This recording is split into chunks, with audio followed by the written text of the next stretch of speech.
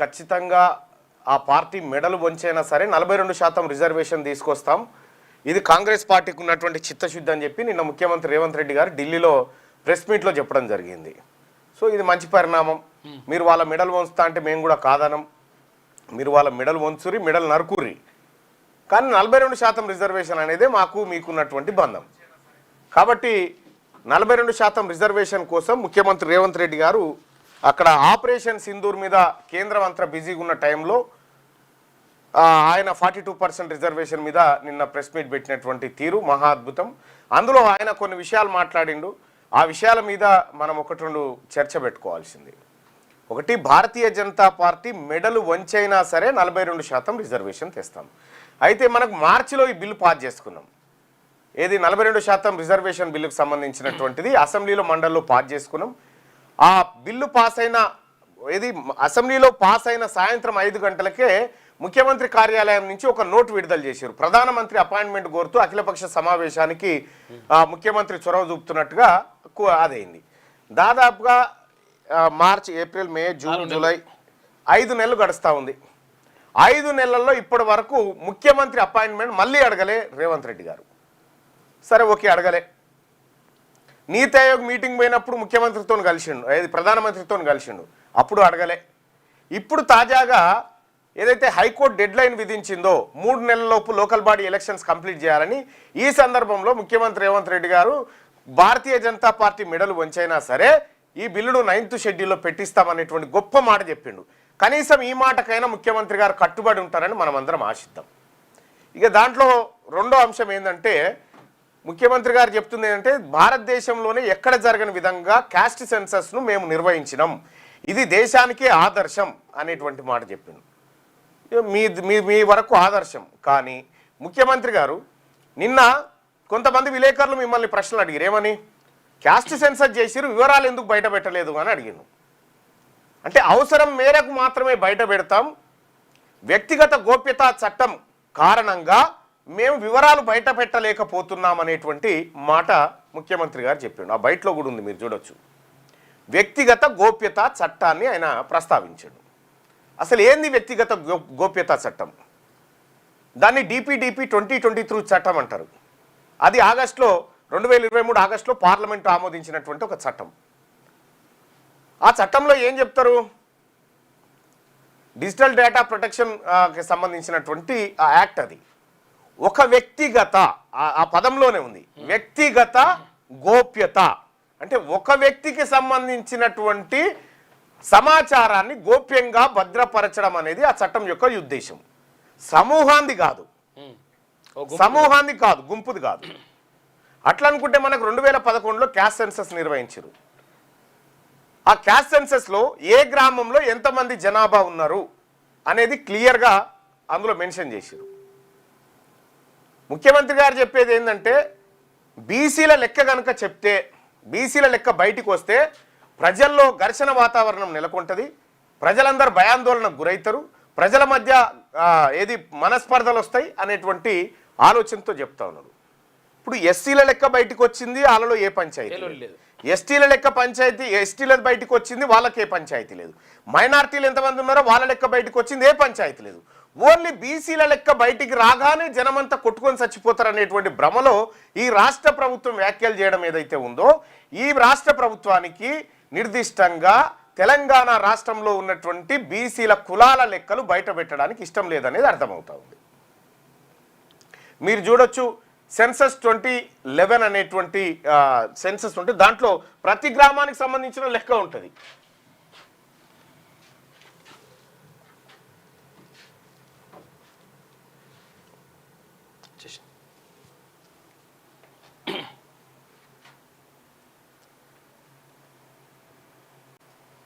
దీంట్లో ఈ data download చేసుకోవచ్చు. ఏ గ్రామంలో ఎంతమంది ఉన్నారు, హౌస్ హోల్డ్స్ ఇంత ఉన్నాయి, పాపులేషన్ ఇంత ఉంది, టోటల్ మేల్స్ ఇంత, ఫీమేల్స్ ఇంత. ఈ data district wise, state wise, village wide, ward wise కూడా ఉంది. ఇక్కడ లేనటువంటి డాటా ప్రొటెక్షన్, ఇక్కడ లేనటువంటి డాటా ప్రొటెక్షన్ యాక్ట్ కేవలం బీసీలది డాటా. నేనేమడుగుతా ఉన్నా, ముఖ్యమంత్రి గారు మీరు అద్భుతమైన సర్వే చేసిర్రు అని మీరు అనుకుంటారు కదా, ఓకే. సర్వేలో ఏ క్యాస్ట్ వాళ్ళు ఎంతమంది ఉన్నారు ఈ తెలంగాణ రాష్ట్రంలో, ఈ లెక్క చెప్పడానికి నీకు డాటా ప్రొటెక్షన్ యాక్ట్ ఏమన్నా అడ్డొస్తా ఉందా? అడ్డొస్తే ఆ డాటా ప్రొటెక్షన్ యాక్ట్లోని పార్లమెంట్ చట్టంలోని ఏ క్లాజు ఇది ఈ నిబంధన చూపిస్తుంది ఒకసారి చూపియండి చాలు. ఏ క్లాజు అడ్డు రావడం లేదు. ఒక వ్యక్తికి సంబంధించినటువంటి అంశము, ఒకే వ్యక్తికి సంబంధించిన అంశం విషయంలో మాత్రమే అది ప్రొటెక్ట్ చేస్తుంది. సమూహంగా ఉన్నటువంటి వాళ్ళ విషయంలో ప్రొటెక్ట్ చేయదు, అది వర్తించదు. క్లియర్గా చట్టం చెప్తున్నటువంటి మాట ఇది. ముఖ్యమంత్రి గారు అవగాహన రాహిత్యంతో ప్రజల్ని ఏమార్చాలని చెప్తున్నటువంటి విషయంగా దీన్ని పరిగణించాల్సి ఉంటుంది. ఇప్పటికైనా ఇవన్నీ బంద్ చేసి ఇప్పుడు మీరు చేయరు. రేపొద్దున 2026లో నేషనల్ వైడ్ క్యాస్ట్ సెన్సస్ జరుగుతూ ఉంది. అప్పుడైతే బయటకు వస్తుంది కదా ఆటోమేటిక్ అన్ని లెక్కలు. అప్పుడు ఏ గ్రామంలో ఏ కులం వాళ్ళు ఎంతమంది ఉన్నారనేటువంటి లెక్క బయటకు వస్తుంది కదా. మరి ఆ లెక్క బయటకు వచ్చిన తర్వాత ఇప్పుడు నీ లెక్క ఏం చేసుకుంటావు? అప్పుడు ఏదో ఇంకో ఇవాళ రేపు ఇవాళ 2025, 26, 27 మార్చి 30 కల్లా డాటా మొత్తం పబ్లిక్ డొమైన్లోకి వస్తుంది భారతదేశ వ్యాప్తంగా. అప్పటికి మీరే ముఖ్యమంత్రి ఉంటారు కదా, మరి అప్పుడు తల దించుకోవాల్సి వస్తుంది కదా.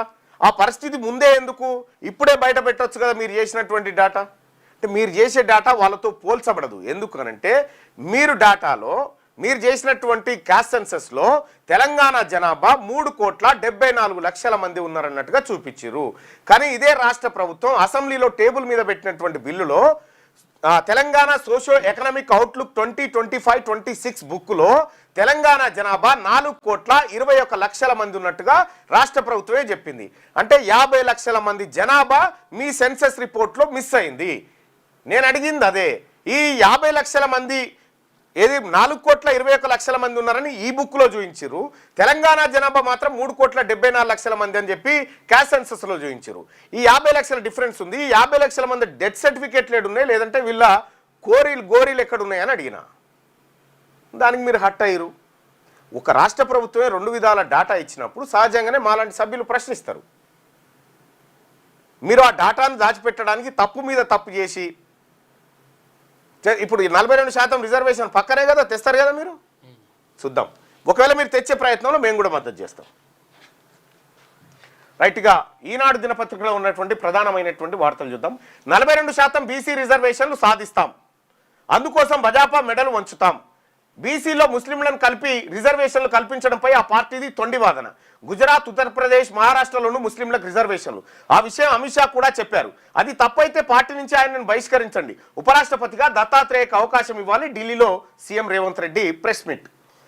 కేంద్ర ప్రభుత్వంలో ఉన్న భాజపా మెడలు వంచైనా తెలంగాణలో బీసీలకు విద్యా, ఉద్యోగాలు, స్థానిక సంస్థల ఎన్నికల్లో 42% రిజర్వేషన్లు సాధించి తీరుతామని ముఖ్యమంత్రి రేవంత్ రెడ్డి ధీమా వ్యక్తం చేశారు. బీసీల్లో ముస్లింలను కలిపి రిజర్వేషన్లు అమలు చేయడాన్ని అంగీకరించబోమన్న భాజపాది తొండివాదనాన్ని కొట్టిపారేశారు. బుధవారం ఇక్కడి తన అధికారిక నివాసంలో ఆయన విలేకరులతో మాట్లాడారు. బీసీ రిజర్వేషన్లపై శాసనసభలో చర్చ జరిగినప్పుడు భాజపా ఎమ్మెల్యేలు మద్దతు పలికారు. కానీ ఆ పార్టీ రాష్ట్ర నూతన అధ్యక్షుడు మాత్రం అందులోంచి ముస్లింలను తొలగించాలని వితండవాదం చేస్తున్నారు.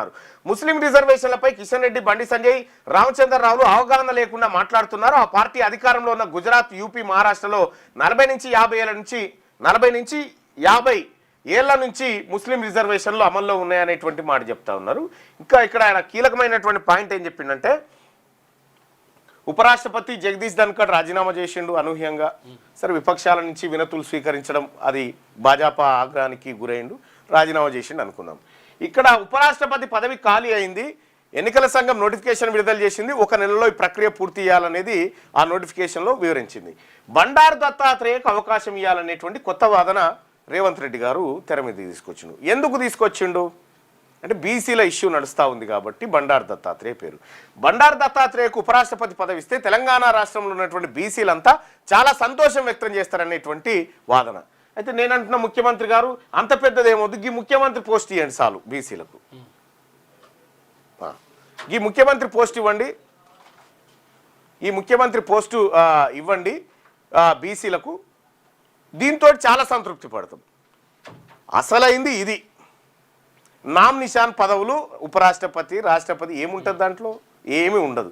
అసలైన పదవులు మీ దగ్గర పెట్టుకొని ఏదో ఒడ్ల గింజల తాలు మాకీమని చెప్పి ఇప్పుడు మేమంతా కన్నీళ్లు గార్చాలి, ఆనంద బాష్పాలు గార్చాలి మీ ప్రకటన మీద. మాకెందుక? మాకు ముఖ్యమంత్రి సీటు మాది, బీసీలది. ఇది తీసుకోవడానికి మేము సిద్ధమవుతా ఉన్నాం. ఇక భారతీయ జనతా పార్టీ నాయకుడు దత్తాత్రేయకు ఉపరాష్ట్రపతిగా అవకాశం కల్పించాలంటుండు. ఒక పని చేయండి, దత్తాత్రేయకు ఉపరాష్ట్రపతిగా అవకాశం కల్పిస్తే ఇండియా కూటమి పక్షాలతో మద్దతు ఇప్పించే బాధ్యత నీదేనా? ఫస్ట్ సంతకాలు పెట్టి ఓ పని చేయి. ఈ ఇండియా కూటమి పక్షాల దగ్గర 243 మంది ఎంపీలు ఉన్నారు. 230 నుంచి 40 మధ్యలో ఉన్నారు, ఒకరిద్దరు రిటార్ట్ అయి ఉంటారు. వీళ్ళ దగ్గర సంతకాలు పెట్టించి ఒకసారి ప్రధానమంత్రికి ఇవ్వండి. ఏమని, అయ్యా బండారు దత్తాత్రేయ గారు ఉపరాష్ట్రపతిగా ఉండడం మేము ఇండియా కూటమి పక్షాల నుంచి కూడా స్వాగతిస్తున్నామని వీళ్ళ దగ్గర సంతకాలు పెట్టించి రాహుల్ గాంధీ గారితో ఒక ప్రకటన చేయించు బండారు దత్తాత్రేయకి ఇవ్వమని. ఇది మా పబ్లిక్ సేవలో పూలు పెట్టడానికి చేసే ప్రకటన కాకపోతే ఇది వాస్తవం ఉందా ఏమన్నా? ఎవరినో ఒకరిని అడ్డు పెట్టుకొని బీసీ రిజర్వేషన్లను బజాపా అడ్డుకోవాలనుకుంటే తెలంగాణ ప్రజలు ఆ పార్టీని రాష్ట్రంలో తుడిచిపెట్టేస్తారు. ఆ పరిస్థితి రాకుండా తెలంగాణ చేసిన 42% బీసీ రిజర్వేషన్ బిల్లుకు అండగా నిలుస్తున్నామని ప్రకటించి బీసీల పట్ల అభిమానాన్ని నిరూపించుకోవాల్సిన అవసరం భాజపాకు ఉందని చెప్తా ఉన్నాడు. దొంగది కాదు దొడ్లకు రాదన్నట్టుగా ఫస్ట్ దొంగతనం చేసిందే మనం. బీసీల డాటా దాచిపెట్టి బీసీలకు సంబంధించినటువంటి లెక్కలు తారుమారు చేసినటువంటి మనం బీసీల అభిమానాన్ని మీరు ఏ పార్టీ అభిమానాన్ని సూరుగన్నారు? బీసీలది. తెలంగాణ రాష్ట్ర ప్రజలు, మరి ముఖ్యంగా ఈ దేశంలో ఉన్నటువంటి బీసీలు, బాబాసాహెబ్ అంబేద్కర్ కాన్స్టిట్యూషన్ ఆఫ్ ఇండియాలో ఎస్సీ ఎస్టీలకు రిజర్వేషన్ అంశాన్ని కల్పించిండు. బీసీల రిజర్వేషన్ అంశం తర్వాత వచ్చేసి రాష్ట్రాల పరిధిలో వదిలిపెట్టారు. ఎన్నడన్నా కాంగ్రెస్ పార్టీ బీసీలకు రిజర్వేషన్ ఇచ్చిందా? రేవంత్ రెడ్డి గారు, ఈ చర్చకు నేను సిద్ధంగా ఉన్నా.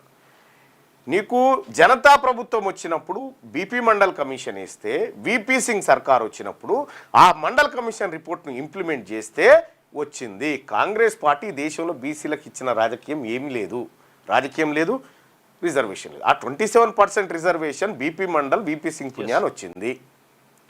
వచ్చినటువంటి 27ను ఎన్టీ రామారావు గారు ముఖ్యమంత్రిగా ఉన్నప్పుడు 45% రిజర్వేషన్ బీసీలకు ఇవ్వాలనేటువంటి ప్రతిపాదన పెట్టినప్పుడు కాంగ్రెస్ పార్టీ నాయకులు కోర్టుకు పోయి దాన్ని అడ్డుకున్నారు. ఇది నా మాట కాదు.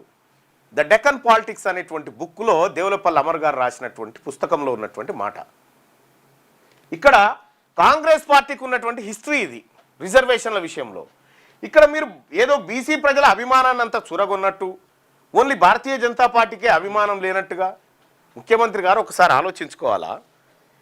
అసెంబ్లీ ఎన్నికలు అయిన తర్వాత 2023 డిసెంబర్ 3 తారీఖు నాడు అసెంబ్లీ ఎన్నికలు అయిన తర్వాత, అసెంబ్లీ ఫలితాలు వచ్చిన తర్వాత పార్లమెంట్ ఎన్నికలు కరెక్ట్గా 6 నెలల తర్వాత జరిగినాయి. పార్లమెంట్ ఎన్నికలకు వచ్చేసరికి బీజేపీ ఎంపీలు 4/8 మంది అయ్యారు. కాంగ్రెస్ పార్టీ అధికారంలో ఉండి 8 స్థానాలు కోల్పోయింది.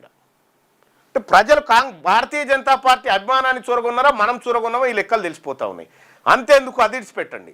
మొన్న జరిగినటువంటి ఆదిలాబాద్, నిజామాబాద్ మీద కరీంనగర్ పట్టభద్రుల ఎమ్మెల్సీ ఎన్నికల్లో మీరే పోయి ప్రచారం చేసినారు, సుడిగాలి పర్యటన చేసి ప్రచారం చేసినారు, కాంగ్రెస్ పార్టీ అభ్యర్థిని గెలిపించండి అని. పబ్లిక్ ఏం చేసిరు? ఓడగొట్టిరు. ఇట్లా అన్ని రకాలుగా మీరు మీ పార్టీ బీసీల విశ్వాసాన్ని కోల్పోతున్నటువంటి తరుణంలో ఈ 42% రిజర్వేషన్ మెడలు వంచి సాధిస్తామని, మీరు మెడలు వంచడానికి మా సహాయం ఏమన్నా కావాలంటే అడుగురు బీసీలది మేము చేస్తాం. ఎప్పుడు వస్తారు, ఎక్కడ వస్తారు, ఏ మైదానంలో, ముందు వంచేటి మెడలు ఎవరి, ఆ పర్సన్ ఎవరు, అవి చెప్తే దాన్ని బట్టి మేము వాళ్ళే వంచినా సరే మీరు వంచినా సరే, కాకపోతే రిజర్వేషన్ మాత్రం ఇవ్వాలి. విషయం ఏంటంటే మీరు వస్తారా వాళ్ళే వస్తారా తెలియదు, కానీ భారతీయ జనతా పార్టీ మెడలు వంచేటువంటి పరిస్థితులు ఇప్పుడు కాంగ్రెస్ పార్టీ లేదు. ఇప్పుడున్న పరిస్థితిలో తెలంగాణలో ముస్లింలకు మత ప్రాతిపదికన ఎలాంటి రిజర్వేషన్లు కల్పించడం లేదు. కేవలం వెనకబాటుతనం ప్రాతిపదికనే అమలు చేయబోతున్నాం. మేము చేసింది సామాజిక, ఆర్థిక, విద్యా, రాజకీయ, కుల సర్వే, మత సర్వే కాదని చెప్పి రేవంత్ రెడ్డి. ఈ విషయం కరెక్ట్. ఈ విషయంలో మీరు చెప్పింది 100% కరెక్టు. ఇక్కడ ముస్లింలకు మత ప్రాతిపదికన రిజర్వేషన్లు లేవు. ఇక్కడ వెనకబాటుతనం ఆధారంగానే రిజర్వేషన్లు కల్పించబడతా ఉన్నాయి. బీసీఈ గ్రూప్ ఉంది. బీసీఈ గ్రూప్లో కొంతమంది ముస్లింలు, బీలో కొంతమంది ఉన్నారు, ఈడబ్ల్యూఎస్లో కొంతమంది. స్థానిక ఎన్నికల్లో సామాజిక న్యాయమే అస్త్రం, బడుగుల సంక్షేమమే ధ్యేయమని చాటేందుకు కాంగ్రెస్ కసరత్తు. స్థానిక ఎన్నికల్లో సామాజిక న్యాయమే అస్త్రం. ఎంత మంచి వర్డ్ చూడు, సామాజిక న్యాయం అనేటువంటి వర్డ్ ఎంత గొప్పగా ఉంది. సామాజిక న్యాయం అంటే ఏంది?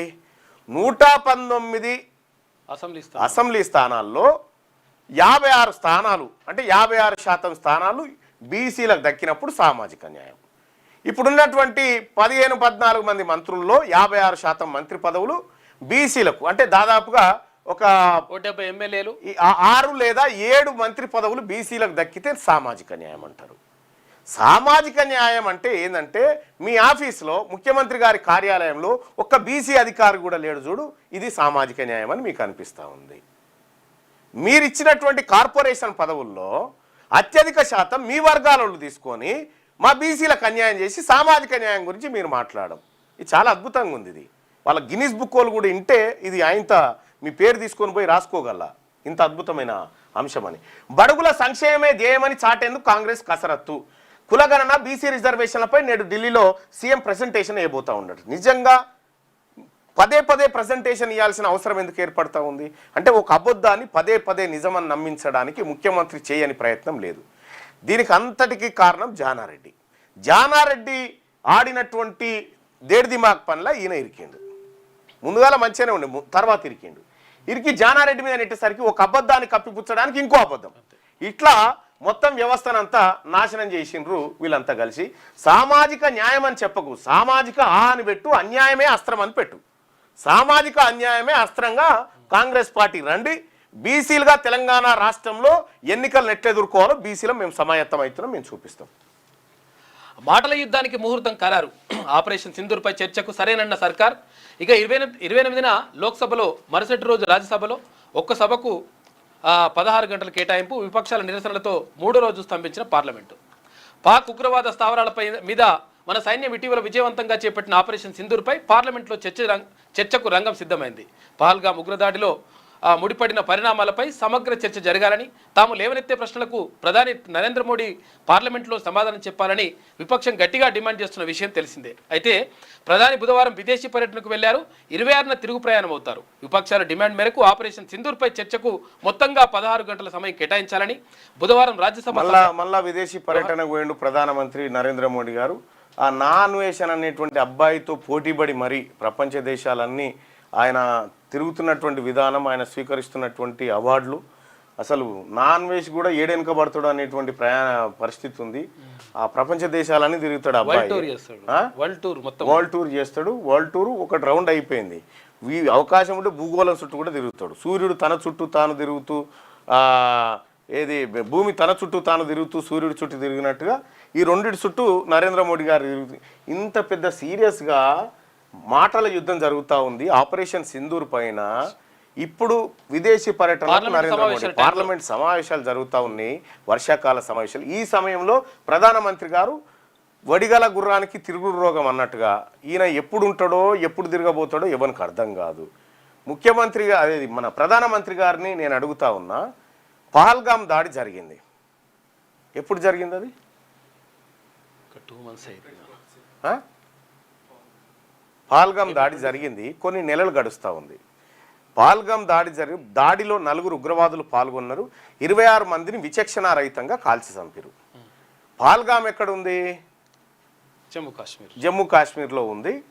ఆ పహల్గామ్ నుంచి పాకిస్తాన్ వారిపోవాలంటే ఒక 600-700 కిలోమీటర్లు పోవాలి. ఇటు బంగ్లాదేశ్ పోలేరు, అటు చైనా పోలేరు, నేపాల్, కాశ్మీర్ కొండలు అంతకంటే ఎక్కలేరు. కాల్చిన ఉగ్రవాదులు ఆ పహల్గామ్ దగ్గరికి కనీసం సైకిల్ బాట కూడా లేదు. పోతే గుర్రపు బండి మీద పోవాలి, గుర్రాల మీద పోవాలి, పోతే తప్ప పహల్గామ్ చేయలేరు. అటువంటి ప్లేస్లోకి 4 ఉగ్రవాదులు వచ్చి పర్యాటకులను చంపి వాళ్ళు గుర్రాల మీద కూడా పోలేనటువంటి పరిస్థితుల్లో నడుచుకుంటూ పోగలిగితే ఎంత దూరం పోగలుగుతారు? మా అయితే 5 కిలోమీటర్లు ఆ కొండలెక్కి పోగలుగుతారు. ఈ 5 కిలోమీటర్ల రేడియేషన్లో మన ఆర్మీకి ఆ 4 దొరకలే. ఇప్పటిదాకా 4 ఉగ్రవాదులు దొరకలే. వాళ్ళు ఏడున్నారో తెలియదు, వాళ్ళు ఎక్కడున్నారని చెప్పి ఇప్పుడు ఇండియా కూటమి పక్షాల ఖర్గే గారి వాదన. అదే అంశం మీద ఖర్గే గారికి ఎక్కువ సమయం కేటాయించిండు జగదీష్ ధన్ఖడ్ అని చెప్పి ఆయనని ఉపరాష్ట్ర పదవి నుంచి దిగిపోమ్మని భాజపా ఆదేశించినట్టుగా తెలుస్తూ ఉంది. ఈ ఆపరేషన్ సింధూర్ విషయంలో డొనాల్డ్ ట్రంప్ పదే పదే ప్రకటన చేస్తాడు. ఏమని? నేనే పాక్ భారత్ యుద్ధాన్ని ఆపినా అని చెప్తాడు. విచిత్రం ఏంటంటే భారత్ పాక్ ఈ 2 పక్షాల నుంచి యుద్ధ విరమణ ప్రకటన రాక అంటే ముందే 3 గంటల ముందు డొనాల్డ్ ట్రంప్ ప్రకటన చేసిండు. మేము అంగీకరించినాం, చర్చలు సఫలమైపోయినాయి, నేనే బెదిరించిన, మీరిద్దరు కొట్లాడితే తలా ఒకటి చెంప మీదకేని కొడతా, మంచిగా ఆడుకోవాలి మీరిద్దరు అని చెప్పి నేనే చెప్పిన అన్నట్టుగా ఆయన ట్వీట్ చేసిండు. అంటే భారతదేశ సార్వభౌమాధికారాలన్నీ ట్రంప్ గారి చేతిలోకి పోయినాయా? ఈ దేశం ఎలా ఉండాలనేది ఈ దేశ ప్రభుత్వం నిర్ణయం తీసుకోవాలి, ట్రంప్ ఎట్లా తీసుకుంటాడు అనేది విపక్షాలు చేస్తున్నటువంటి ఆరోపణ. వీటన్నిటికీ సమాధానం చెప్పాల్సినటువంటి సమయంలో ప్రధానమంత్రి గారు విదేశీ పర్యటనకు పోయిండు. 26 తారీఖు వస్తాడు. నీకు చర్చ ఏం పెట్టిరు ఇక్కడ? చర్చ ఎప్పుడు అని పెట్టిరు చూడండి. 28న లోక్సభలో, మరుసటి రోజు రాజ్యసభలో ఒక్కో సభకు 16 గంటల కేటాయింపు, విపక్షాల నిరసనతో 3వ రోజు స్తంభించిన పార్లమెంటు. ఈ 16 గంటల చర్చలో విపక్షాలకు ఎన్ని గంటలు ఇస్తారు? ఇది కీలకమైన. ఈ 16 గంటలలో 15 గంటలు అధికార పార్టీ మాట్లాడి 1 గంట సేపు కాంగ్రెస్ ఈ విపక్షాలకు ఇస్తే ఏమైనా లాభం ఉంటుందా? కాబట్టి ఈ చర్చ అర్థవంతంగా జరగాలి. ఆ 4 ఉగ్రవాదులు ఎక్కడ? వాళ్ళ ఈ స్కెచెస్ కూడా బయటికి వేసారు అప్పట్లో. లోక్సభ బీఏసీ సోమవారం ఈ నిర్ణయం తీసుకుంది. ఈ నెల 28న దిగువ సభలో, మరుసటి రోజు ఎగువ సభలో చర్చ ప్రారంభం కానుంది. చర్చకు మోడీ సమాధానం ఇస్తారా లేదా అనేది ఇంకా తేలకపోయినా ఉగ్రవాదంపై భారత్ వైఖరిని విదేశాలకు మరోసారి స్పష్టం చేసేలా ఆయన మాట్లాడే అవకాశం ఉందని భాజపా సీనియర్ నేత ఒకరు వెల్లడించారు. చర్చ సమయంలో మోడీ పార్లమెంట్లో ఉండాలని తాము బీఏసీ సమావేశంలో డిమాండ్ చేశామని, ప్రభుత్వం దానికి భరోసా ఇచ్చిందని రాజ్యసభలో కాంగ్రెస్ పక్ష ఉపనాయకుడు ప్రమోద్ తివారీ విలేకరులకు తెలిపారు. పహల్గాంపై మొట్టమొదటిసారిగా పార్లమెంట్లో చర్చ జరగబోతా ఉంది. ఇక్కడ ఇంత సీరియస్ అంశం, ఈ దేశాన్ని కుదిపేస్తున్నటువంటి అంశం ఇక్కడ జరుగుతూ ఉంటే సారేమో ఇక్కడ మెడలు వంచుతా అని చెప్పని అంటున్నాను. వాళ్ళేమో ఇప్పుడు బీజేపీ మెడలు వంచే పనిలో సింధూరు, ఆపరేషన్ సింధూరు కాడ వాళ్ళు ఉన్నారు. అంటే పెద్ద సౌండ్ కాడ మన సౌండ్ చేసినా పెద్దగా ఎవరికి వినిపించకూడదు అన్నట్టు. డీజే కాడికి పోయి ఎవరన్నా సుదర్శన్ బాగున్నావా అంటే వినబడదు. సేమ్ ఇదే కథ అన్నట్టు ఇప్పుడు ఇది కూడా. నింగిలో బంగారం పేరు పూనం దేవరాఖ్యాని ఒకసారి విమానం ఎక్కడమే గగనం అనుకునే మధ్యతరగతి కుటుంబ నేపథ్యం. అలాగని ఆమె నిరాశ చెందలేదు. ఆశయమే రెక్కలు కట్టుకొని రివ్యూన ఎగిరారు.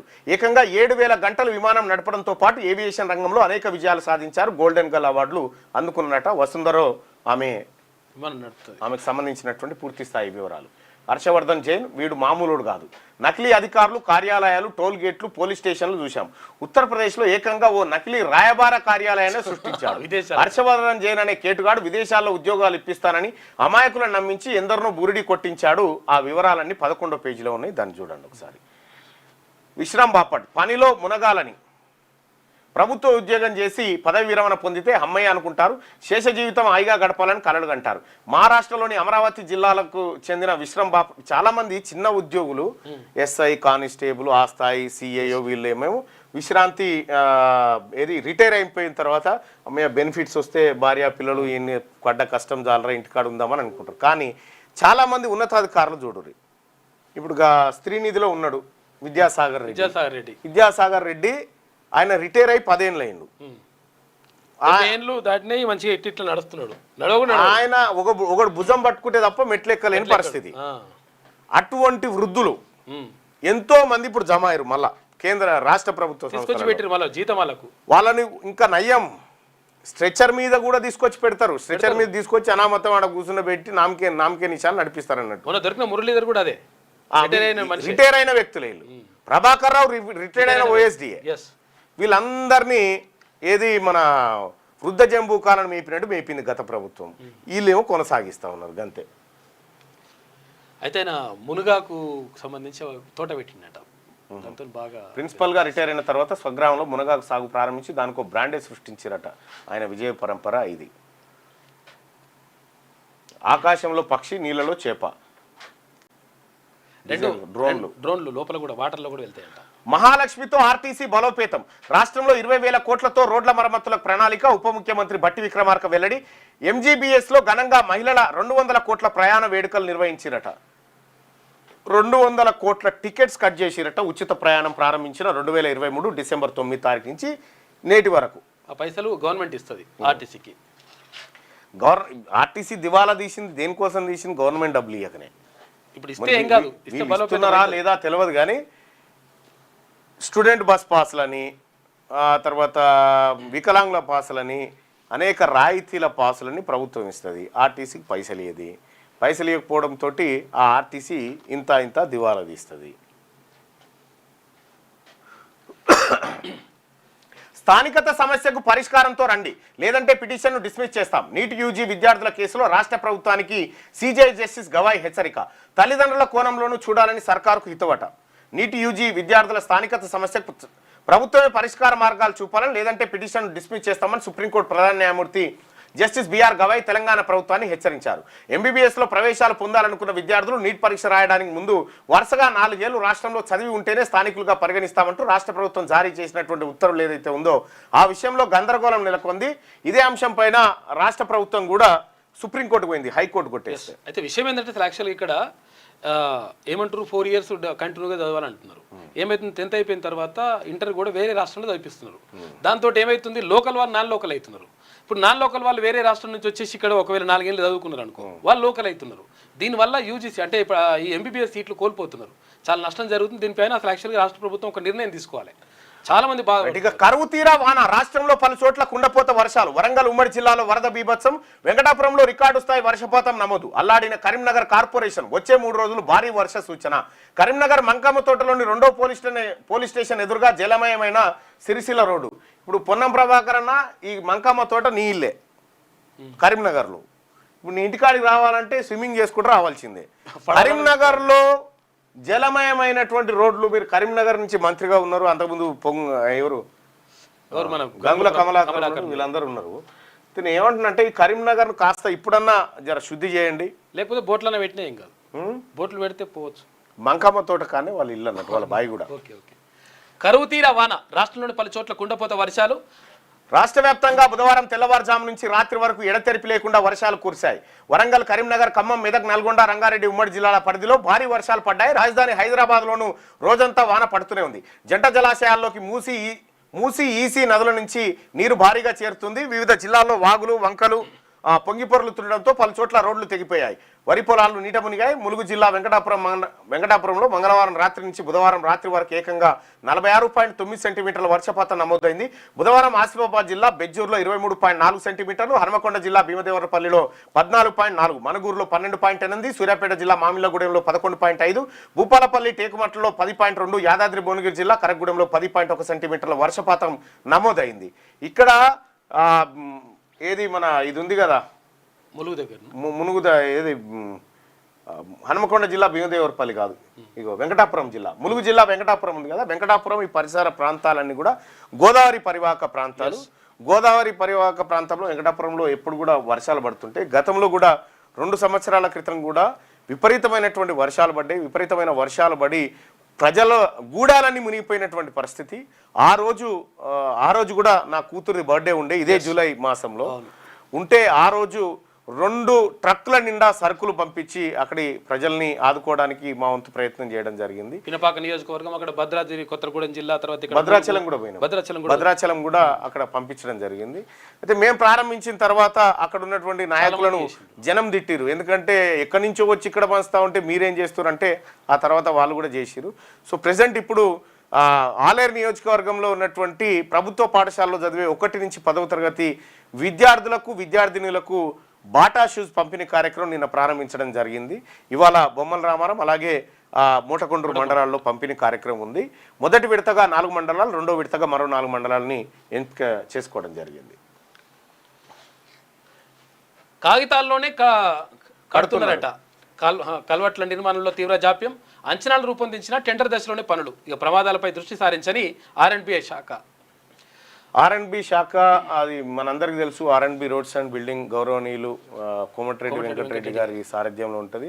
ఆయన దగ్గరికి మీరు ఏ పని కన్నా పోరు, కాదు అంటే ఒట్టు కాదు లేదు ఉండదు ఆయన దగ్గర. అది అయిపోయింది ఆల్రెడీ, నా దృష్టికి వచ్చింది, మొన్ననే సంతకం పెట్టిన రావులా అంటాడు. రాష్ట్రంలో పలు చోట్ల రోడ్లు భవనాల శాఖ పరిధిలో రహదారుల వద్ద ఉన్న కల్వర్ట్లు ప్రమాదకరంగా మారాయి. కొన్ని శిథిలావస్థకు చేరాయి. గత వర్షాకాలంలో దెబ్బతిన్న 77 కల్వర్ట్లకు మరమ్మతులు చేపట్టాలని అధికారులు పరిశీలనకు తేలింది. వీటిలో 58 కల్వర్ట్లు 70% పైగా 18 ఏమో 30 నుంచి 70% మధ్య దెబ్బతిన్నాయని చెప్పి ఆర్ఎండ్బి అధికారులు గుర్తించారు. పునరుద్ధరణకు 97.47 కోట్ల రూపాయలు అవసరమని చెప్పి అంచనాలు వేసారు. అయితే నేను మండల్లో మాట్లాడినప్పుడు జనగామ జిల్లా చిటకోడూరు బ్రిడ్జికి సంబంధించినటువంటి అంశాన్ని అక్కడనే సభలో ఉన్నటువంటి కోమటిరెడ్డి వెంకటరెడ్డి గారిని అడిగిన ఈ చిటకోడూరు బ్రిడ్జ్ను త్వరగా టెండర్లు పిలిచి కంప్లీట్ చేయాలంటే అది అయిపోయింది ఎప్పుడు అన్నాడు. తీరా చూస్తే అది అయిపోవట్లేదు కదా, అసలు ఆ విషయం ఒకటి ఆయనకు తెలియదు అది.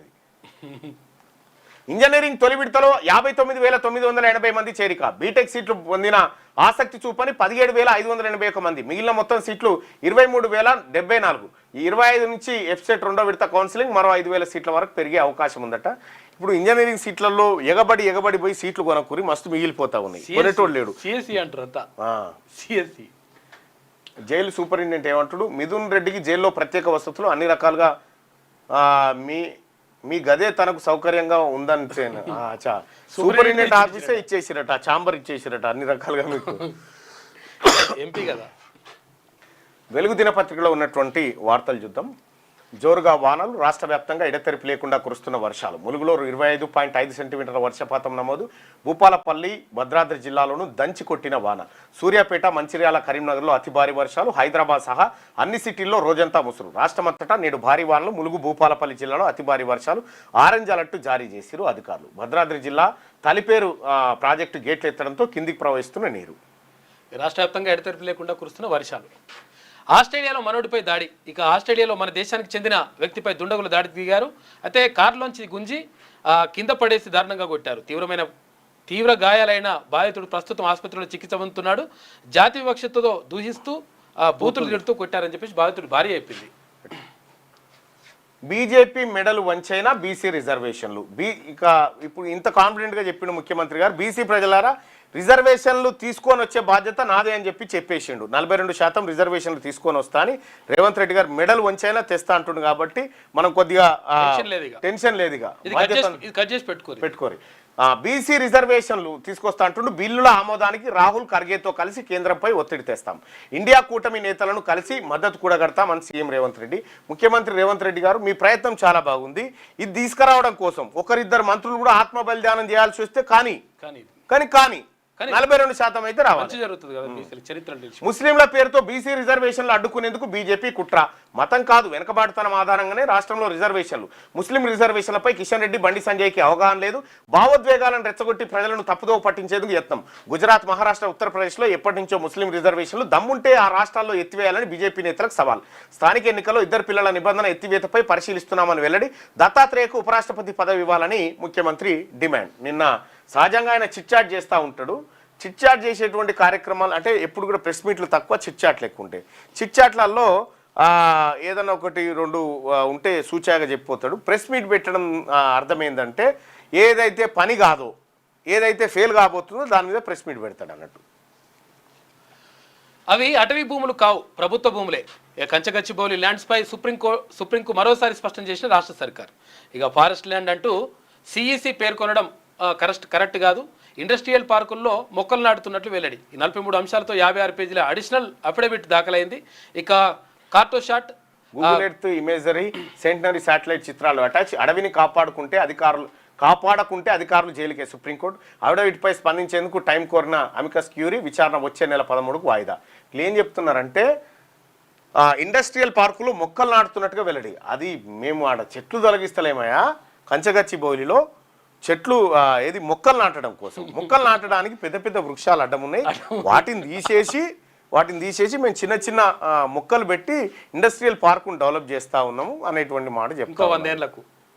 ఇంకో 100 ఏళ్ళకు మళ్ళీ లేవాలి అంటే మొక్కలు పెరగడానికి చెట్లు అడ్డం ఉన్నాయి, ఆ తర్వాత రాళ్ళు అడ్డం ఉన్నాయి, ఆ తర్వాత పక్షులు, జంతువులు అడ్డం ఉన్నాయి. కాబట్టి వాటిని నిర్మూలించి ఇక్కడ మొక్కల పెంపుదల కోసం ఇండస్ట్రియల్ పార్కులో మేము ప్రయత్నం చేస్తున్నామని చెప్పి రాష్ట్ర ప్రభుత్వం చాలా పెద్ద ప్రయత్నం. 4 ఏళ్ల నిబంధనతో అప్లికేషన్లను అడ్డుకోవద్దు. 4 ఏళ్లు రాష్ట్రంలో చదివి ఉండాలనే నిబంధనతో సంబంధం లేకుండా ఎంబీబీఎస్, డెంటల్ కోర్సులో ప్రవేశాల కోసం విద్యార్థులందరి నుంచి అప్లికేషన్లు తీసుకోవాలని కాలోజీ హెల్త్ వర్సిటీని హైకోర్టు ఆదేశించింది. ఇండియా 264 రన్స్కి 4 వికెట్లు కోల్పోయింది. ఇంగ్లాండ్తో బుధవారం ప్రారంభమైన 4వ టెస్టులో ఇండియాకు మంచి ఆరంభం లభించింది. సాయి సుదర్శన్ 61, జైస్వాల్ 58 హాఫ్ సెంచరీలకు తోడు కేఎల్ రాహుల్ 46, రిషబ్ పంత్ 37 రిటైర్డ్ అండగా నిలవడంతో తొలి రోజు ఇండియా ఫస్ట్ ఇన్నింగ్స్లో 83 ఓవర్లో 264 పరుగులు చేసిందంట. రేపు రాష్ట్ర కేబినెట్ భేటీ, స్వతంత్ర నిపుణుల కమిటీ కులగణన నివేదికపై చర్చించనున్న మంత్రివర్గం. బీసీ రిజర్వేషన్లు, గోవుల సంరక్షణ, గిగ్ వర్కర్ల సంక్షేమం పైన చర్చించే ఛాన్స్ ఉందంట. రేపు తెలంగాణ రాష్ట్ర కేబినెట్ భేటీ కాబోతా ఉంది. ఇక దేశంలో ఓట్ల దొంగతనం ప్రజలకు ఈసీకి ఆధారాలతో వివరిస్తామని చెప్పేసి రాహుల్ గాంధీ అంటున్నాడు. కర్ణాటకలో జరిగిన సర్వేలో ఓట్ల చోరీ బయటపడింది. దీనిపై గల్లీ నుంచి ఢిల్లీ దాకా పోరాడతామని వెల్లడి. ఇక సీజ్ ఫైర్ చేయడానికి ట్రంప్ ఎవరు, ఆయన కామెంట్లపై ప్రధాని మోడీ ఎందుకు నోరు విప్పడం లేదని చెప్పేసి ఆయన ప్రశ్నిస్తే, ఇక్కడ కర్ణాటకలో ఎట్లా బయటపడిందంటే, కర్ణాటక సెంట్రల్ అనుకుంటుంది, ఒక అబ్బాయి ఉన్నాడు, ముస్లిం అబ్బాయి. అయితే వాళ్ళందరి ఓట్లన్నీ నోటిఫై చేసిండు, ఎవరెవరి ఓట్లు ఉన్నాయి, వాళ్ళు అక్కడే నివసిస్తున్నారా మొత్తం స్వతంత్రంగా చేసిండు. దాన్ని ఒక యాప్ ద్వారా మెయింటైన్ చేసిండు. అంటే వాళ్ళ ఓటు ఉందా పోతుందా అనేది ఎప్పటికప్పుడు అబ్జర్వ్ చేస్తట్టు. అయితే ఆ ఓట్లు దాదాపుగా ముస్లింల ఓట్లు ఉన్నాయి. ఆ ఓట్లను డిలీట్ చేయడానికి భాజపా ప్రతిసారి ప్రయత్నం చేసింది. ఆ చేసిన ప్రతిసారి అతను ఒక కారణాన్ని పట్టుకొని వచ్చి అది ప్రెజెంటేషన్ చేసిండు రాహుల్ గాంధీకి. ఆ బెంగళూరు టాపిక్ అదే. అయితే ఆ టాపిక్ నేను కూడా విన్నా. ఒకసారి కూర్చుంటావా? మహాలక్ష్మితో లాభాల్లోకి ఆర్టీసీ 200 కోట్ల ప్రయాణాలతో 6,000 కోట్లు ఆర్జించిన డిప్యూటీ సీఎం అని చెప్పి డిప్యూటీ సీఎం బట్టి. హైదరాబాద్కు త్వరలో 2,800 ఎలక్ట్రిక్ బస్సులు, రాష్ట్రంలో 20,000 కోట్లతో రోడ్ల రిపేరు అభివృద్ధి. 5 ఏళ్లలో మహిళలకు 1,00,000 కోట్ల వడ్డీ లేని రుణాలు ఇస్తాం. ఇప్పటికే 25,000 కోట్ల లోన్లు ఇచ్చినట్టు వెల్లడి. MGBSలో ఫ్రీ బస్ జర్నీ సంబరాలు ప్రారంభించినట. ఆర్టీసీ పరిరక్షణ, ప్రయాణికుల సంక్షేమమే లక్ష్యం అని చెప్పి మంత్రి పొన్నం. త్వరలోనే గ్రామ స్థాయి నుంచే డబుల్ రోడ్డు అని చెప్పి మంత్రి వెంకటరెడ్డి చెప్తున్నటువంటి మాట. ఆర్టీసీ సంబరాలు చేసుకుంటా ఉన్నారట. 200 కోట్ల టికెట్స్ కట్ చేసారు, ఫ్రీ జర్నీ టికెట్స్. ఆ సంబరాలు జరుగుతూ ఉన్నాయి. ఈ సంబరాలు 2 బస్సుల టైర్లు అది గాలి తీసి ఇంకా చేసుకుంటే సెలబ్రేషన్ చాలా ఉంటుంది. 14 బ్యాంకుల నుంచి 1,700 కోట్ల loan fraud. SCW Prasad and group of కంపెనీస్లో ఈడీ సోదాలు, బేగంపేట సహా 6 చోట్ల తనిఖీలు. 120 కోట్లు విలువైన ప్రాపర్టీ డాక్యుమెంట్లు సీజ్ చేసిరట. 14 బ్యాంకుల నుంచి 1,700 కోట్ల లోన్ ఫ్రాడ్ చేసిరట. ఇప్పుడు పేదోడో రైతు పోయి ఒక్క 10,000 రూపాయలు లోన్ ఇవ్వమనురి, వానికి ఇస్తారేమో బ్యాంకులో. 1,700 కోట్లు ఫ్రాడ్ చేసేదాకా ఈ బ్యాంకులు ఏం చేసినాయి? ఇందులో అధికారులు ఉన్నట్టు ఈ బ్యాంకుల మీద చర్యలు తీసుకోవాలి. ఫస్ట్ కేసీ కెనాల్ ద్వారా ఏపీ భారీ లూటి, ఒప్పందాలు, బచావత్ అవార్డులకు మించి నీటి తరలింపు. బ్రజేష్ కుమార్ ట్రిబ్యునల్ ముందు తెలంగాణ వాదనలు. 1944లో 10 టీఎంసీలకే హైదరాబాద్ మద్రాస్ స్టేట్ మధ్య అగ్రిమెంట్. దాన్ని తుంగలో తొక్కుతూ 39.9 టీఎంసీలకు బచావత్ ట్రిబ్యునల్తో అవార్డు. ఆ అవార్డుకు మించి సగటున 54 టీఎంసీలను దోచేస్తున్న ఏపీ. బనకచర్ల క్రాస్ రెగ్యులేటర్ వద్ద టెలిమెట్రీలు పెట్టకుండా అడ్డు. కేసీ కెనాల్ కింద పంటలకు 18.51 టీఎంసీల నీళ్లే అవసరం. మిగిలిన 26.59 టీఎంసీలను ఆదా చేసి తెలంగాణకు ఇవ్వాలి. బనకచర్ల నుంచి కేసీ కెనాల్ ద్వారా నీటిని తీసుకెళ్లకుండా ఏపీని నియంత్రించాలని చెప్పి డిమాండ్ చేస్తూ ఉన్నారు. కేసీ కెనాల్ ద్వారా ఏపీ భారీ లూటీ చేస్తుంది. ఏడిపోతా ఉంది? నేను నిన్ననే క్లియర్గా చెప్పిన. ముఖ్యమంత్రి రేవంత్ రెడ్డి గారి వియంకుడు ఏపీ, కోమటిరెడ్డి వెంకటరెడ్డి గారి వియంకుడు కర్నూలు. అవ్వగారింటి కాడికి అత్తగారింటికి నీళ్ళు పోతుంటే ఎవరికి బాధ ఉంటుంది? వాళ్ళకేం బాధ రైతాంగానికి. ఇక్కడ యువకుడు ఆత్మహత్యనట. లూడో బెట్టింగ్తో అప్పుల పాలై యువకుడు ఆత్మహత్య, మృతుడు నారాయణపేట జిల్లా వాసి. ఈ లూడో బెట్టింగ్ యాప్ల ద్వారా ఇగో మావోడు ఇన్ని కోట్లు సంపాదించడం ఒక్క వార్త రాలే ఇప్పటిదాకా. ఒక్కడు రాలే ఇప్పటిదాకా. 50 మంది చచ్చిపోయినట్టుగా వార్తలు చదివిన. ఈ మావోడు లూడో గేమ్ ఆడి ఒక తాను చూసిన కడప జిల్లాలో ఒక పిల్లగాడు ఉన్నాడు. వాడు పేకాట ఆడుతున్నాడట. వాడు ఎన్నడూ కూడా పేకాట్లో లాస్ కాలేదట. వాడు నాకు ఇవన్నిటి గురించి తెలిసిపోతుంది సార్ అని చెప్పి పోలీసులకు వానంతల వాడే లొంగిపోయాడు. ఆ వీడియో ఉంటుంది చూడు. వానంతల వాడే లొంగిపోయి పేకాటలో ఈ కార్డ్స్ అన్నీ ఇవి ఒకసారి నేను పట్టుకుంటే ఇవి ఏంటియో చెప్పేస్తా సార్ అని వాడు ప్రతి ఆటలో గెలుస్తూ ఉండట. వాళ్ళ తండ్రి కూడా తండ్రిని తీసుకొని పోలీస్ స్టేషన్కి వచ్చి లొంగిపోయాడు. ఈ ఆటలో నాకు తెలియని జ్ఞానం వచ్చింది సార్, నేను ఏం చేయాలని చెప్పి. అంత జ్ఞానం అంటే చూడరు మరి. తీన్మార్ నోబెల్ ప్రైజ్ ఇచ్చేదాకా ఆపేటట్టు లేడు కదా. నేనే యుద్ధం ఆపా అని చెప్పి డొనాల్డ్ ట్రంప్ చేస్తున్నటువంటి వ్యాఖ్యలు. ఆంధ్రజ్యోతిలో ఉన్నటువంటి వార్తలు చూద్దాం. ఆర్డినెన్స్ ఆమోదిస్తారా? గవర్నర్ నిర్ణయం కోసం నిరీక్షణ. ఇక స్థానిక సంస్థల రిజర్వేషన్ల ఖరారుపై రేపటితో మిగిలిన హైకోర్టు గడువు. గవర్నర్ ఏమీ తేల్చకపోతే కేబినెట్లో చర్చించి బీసీ రిజర్వేషన్లపై నిర్ణయం తీసుకుంటారు. బీహార్ ఎన్నికలను బహిష్కరించే యోచన, ప్రజల అభిప్రాయం తెలుసుకుంటాం. ఓటర్ల జాబితా సవరణ నేపథ్యంలో తేజస్వి యాదవ్ అంటూ ఒక వార్త. ఖచ్చితంగా బీజేపీ బీహార్ ఎన్నికలను అంత ఈజీగా అంటే ఓటర్ల జాబితాను అక్కడ చిల్లంకలం చేయకుండా ఎన్నికలకైతే పోయే పరిస్థితి కనిపిస్తలేదు. 42% సాధిస్తాం. కేంద్రం మెడలు వంచైనా తెస్తాం. రైతు చట్టాలని అలాగే రద్దు చేయించాం. బీసీ రిజర్వేషన్లపై బీజేపీది ద్వంద్వ వైఖరి, అసెంబ్లీలో మద్దతు, కేంద్రంలో తాత్సారం. రాష్ట్ర బీజేపీ కొత్త అధ్యక్షుడిది వితండవాదం, ముస్లింల సాకుతో బీసీ రిజర్వేషన్ల మోకాలడ్డు, బండి సంజయ్ కిషన్ రెడ్డి అడ్డుపడుతున్నారు. దేశానికి రోల్ మోడల్గా తెలంగాణ కులగణన, ఇద్దరు పిల్లల నిబంధన ఎత్తివేతపై ఆలోచిస్తున్నాం. ఆలోచించడం ఏంది, అసలు నిబంధన ఎందుకు పెట్టుకున్నాం? ఇద్దరు పిల్లలు ఉంటే ఎన్నికల్లో పోటీ చేయాలి, జనాభా పెరుగుతుందని. ఇప్పుడు జనాభా తగ్గి సస్తున్నాం కదా. ఇప్పుడు దక్షిణ భారతదేశానికి ఇప్పుడు ఈ నిబంధన తీసుకొచ్చిన పుణ్యాత్ముడు చంద్రబాబు నాయుడు. ఆయన్నే ఎత్తేసి వీలైతే నలుగురిని కానంటారా అని చెప్తా ఉన్నా. ఎక్కువగా ప్రయత్నం చేయని అంటున్నా ఆయన. ఇప్పుడు ఆ ముఖ్యమంత్రికి ఒకడే కొడుక, ఈ ముఖ్యమంత్రికి ఒకతే బిడ్డన. అవును, పెంచమంటారు. ఇద్దరు పిల్లల నిబంధన వెంటనే ఎత్తేయాలి ముఖ్యమంత్రి గారు. రాష్ట్రంలో ప్రతిపక్ష బీఆర్ఎస్ కు నాయకుడు లేడు. బీఆర్ఎస్ లో ఇంటి పోరు అంతా ఓ డ్రామా. ఉపరాష్ట్రపతి పదవిని దత్తాత్రేయకి ఇవ్వాలి, తెలంగాణ ప్రజల తరఫున కేంద్రాన్ని కోరుతున్న. ఢిల్లీలో మీడియా సమావేశంలో సీఎం రేవంత్ రెడ్డి గారు. ఇంకా మన రాజకీయ నాయకులు చాలా విచిత్రమైన పరిస్థితి ఉంది చూడండి. చాలా విచిత్రం అంటే చాలా విచిత్రంగా అనిపిస్తుంది. నరేంద్ర మోడీ గారు సింగిల్, రాహుల్ గాంధీ గారు సింగిల్, ద్రౌపది ముర్ము గారు సింగిల్, ప్రధానమంత్రి, ప్రతిపక్ష నాయకుడు, రాష్ట్రపతి సింగిల్. వీళ్ళు ఒంటరిగానే ఉంటారు. రాహుల్ గాంధీకి మ్యారేజ్ కాలే, నరేంద్ర మోడీ గారిది చిన్నతనం లేదు అయింది, అయిపోయింది. ముర్ము గారికి అయినట్టుంది కానీ భర్త లేడు పాపం. అంటే అంటే రాజకీయాలు చేయాలంటే ఇది ఒక అర్హత లెక్క మారిపోయింది. రాజకీయాల పైన ఫుల్ టైం కేటాయించవచ్చు. సొంత వాళ్ళ ఫోన్ల ట్యాపింగ్, దానికన్నా ఆత్మహత్య చేసుకోవడం మేలు. ఇంత చేసి సాధించింది ఏంటి? ఉద్యోగమే ఊడింది కదా. మీడియాతో చిట్చాట్లో సీఎం రేవంత్ రెడ్డి. రేపు కేబినెట్ పెట్టి బీసీల 42% రిజర్వేషన్ల ఆర్డినెన్స్ స్థానిక ఎన్నికలపై చర్చించే అవకాశం ఉందట. ముఖ్యమంత్రి గారు మీరు 42% రిజర్వేషన్ తీసుకురావడానికి నాకు బీసీల మద్దతు కావాలని చెప్పు, తీసుకురావడానికి అంతే, తీసుకురాకుండా ఓట్లేయడానికి కాదు, తీసుకురావడానికి మద్దతు కావాలంటే బీసీల అందరం తయారున్నాం, ఏం చేయాలో చెప్పు, ఆదేశించండి. అది అటవీ భూమి కానే కాదు. కేంద్ర సాధికార కమిటీ తప్పుడు అంచనాలతో ఆ నిర్ధారణకు వచ్చింది. ఏ చట్టం ప్రకారంనైనా గచ్చిబౌలి ప్రాంతాన్ని అటవీ భూమిగా వర్గీకరించలేము. గతంలో సుప్రీం తీర్పు ఇదే చెప్పింది. సుప్రీంకోర్టుకు తాజాగా సమర్పించిన సమగ్ర అఫిడవిట్లో రాష్ట్ర ప్రభుత్వం వెల్లడి. ఇక అఫిడవిట్పై స్పందించేందుకు సమయం కోరిన అమికస్ క్యూరీ తదుపరి విచారణ 13వ తేదీకి వాయిదా పడ్డది. ఇప్పుడు వచ్చిన పరిశాన్ ఏంటంటే ఆల్రెడీ ఈ భూమి అమ్మిరు, భూమి తాకట్టు పెట్టిరు. తాకట్టు పెట్టి 15,400 కోట్ల రూపాయలు అప్పు తెచ్చారు. తెచ్చి అందులోకేనో 9,000 కోట్లు తెచ్చి రైతు భరోసా చేసి అప్పిచ్చినోడు ఇచ్చిండు, భూమి ఏది మరి అని అంటుండు. అది సాఫ్ చేద్దామంటేనే ఈ సుప్రీంకోర్టు జైల్లో పెడతాను బట్టి. ఇప్పుడు ఎటు కాకుండా ఇరికిపోయింది రాష్ట్ర ప్రభుత్వం, ఇబ్బందే ఉన్నది. ఆ విద్యార్థులను అనుమతించండి నీటికి సంబంధించినటువంటిది. ఇక రాజ్నాథ్ లేదా నడ్డా కొత్త ఉపరాష్ట్రపతిగా వీరిలో ఒకరికి ఛాన్స్ అంట. బీజేపీ వర్గాల్లో చర్చ. మోదీ షాకు నమ్మదగ్గ నేతగా రాజ్నాథ్, నడ్డాకు గుర్తింపు ఉందంట. పరిశీలనలో మహారాష్ట్ర గవర్నర్ సిపి రాధాకృష్ణన్, ఇక Bihar CM Nitish Kumar, deputy chairman Harivansh. ఇంకొక 2-3 రాయన ముందే చెప్పిన ఆంధ్రజ్యోతి అందు లాటరీ.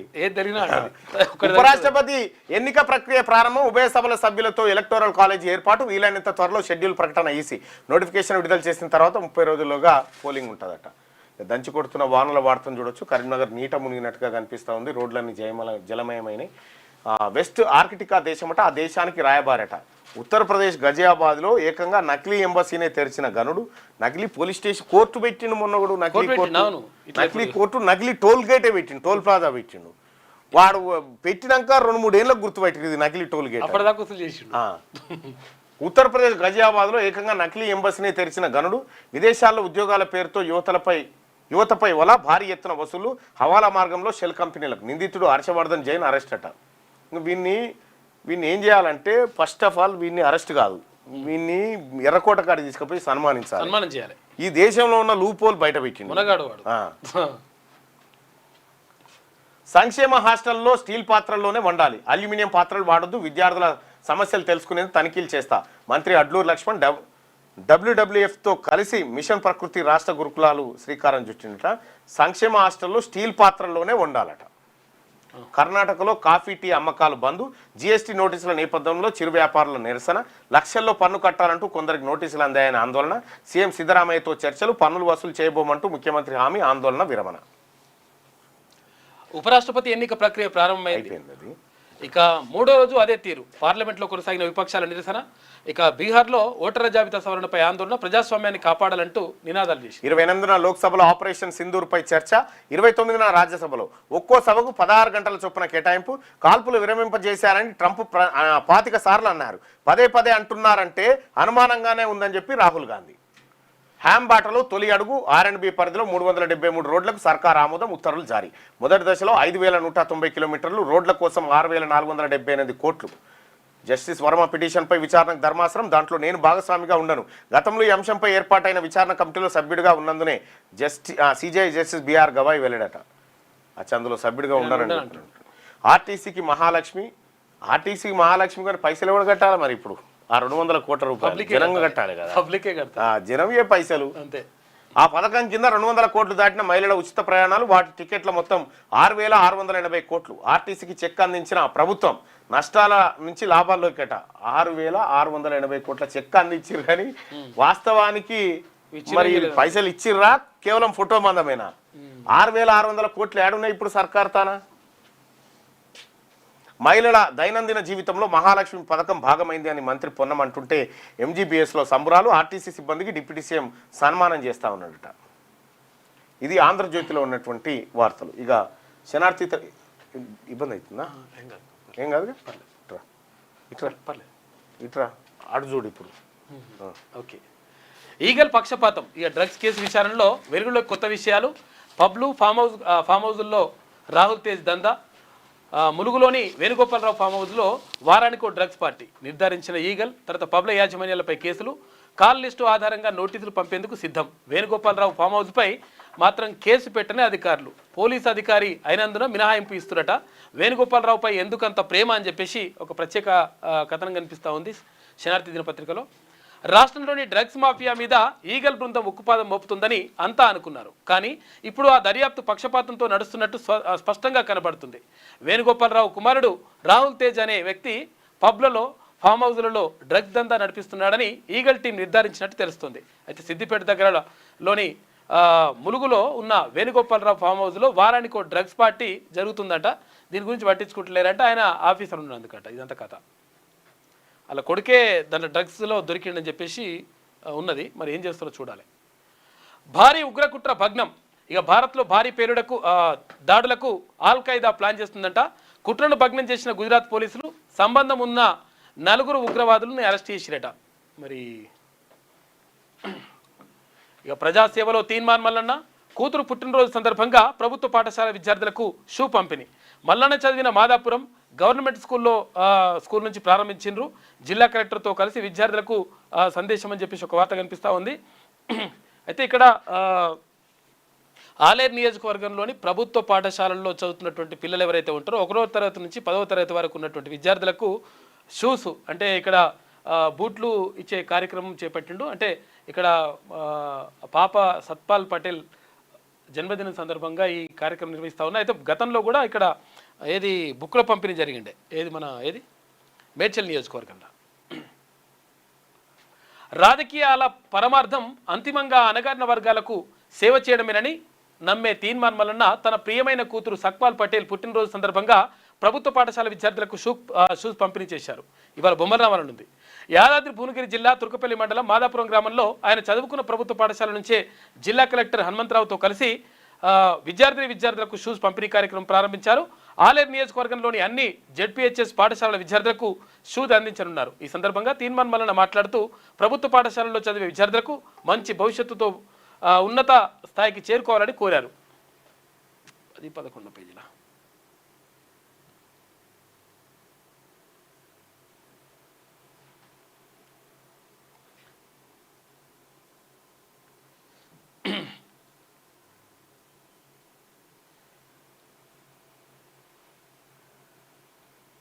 ఇవన్నీ కూడా అంటే మొత్తం నిన్న షూస్ పంపిణీ కార్యక్రమానికి సంబంధించి తర్వాత ఇక్కడ డిఈఓ సత్యనారాయణ గారు, ఇక్కడ యాదాద్రి భువనగిరి జిల్లాకు సంబంధించి కలెక్టర్ హనుమంతరావు వీళ్ళందరూ కూడా వచ్చేసిండ్రు.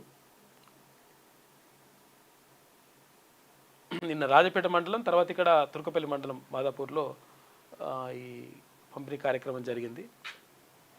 ప్రజాసేవలో తీర్మానం. ఇక ప్రైవేట్ పాఠశాలలకు వెళ్ళి డబ్బులు వృధా చేసుకోవద్దని ప్రభుత్వ పాఠశాలలో అందిస్తున్న సదుపాయాలను ఉపయోగించుకోవాలని అన్నారు. ఇక ప్రైవేటు పాఠశాలల కంటే అనుభవం కలిగిన ఉపాధ్యాయులు ప్రభుత్వ పాఠశాలలో ఉన్నారు.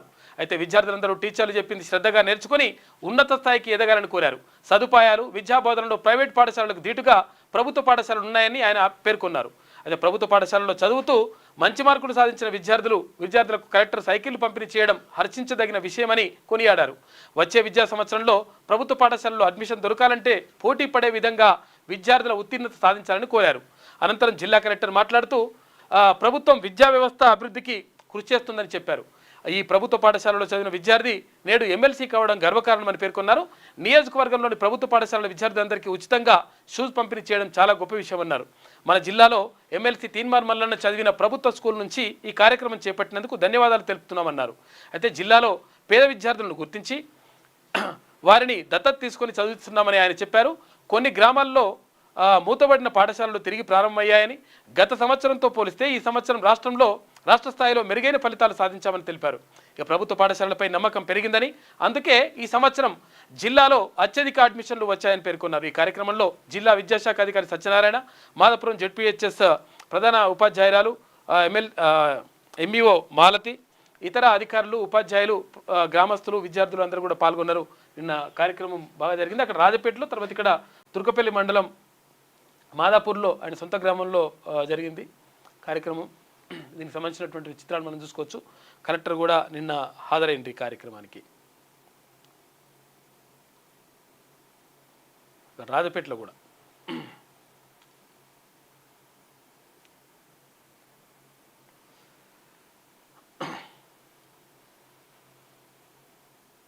ఇవి నిన్నటికి సంబంధించినటువంటి ఇక్కడ రాజపేటలో విద్యార్థులు తీసుకొస్తున్నారు.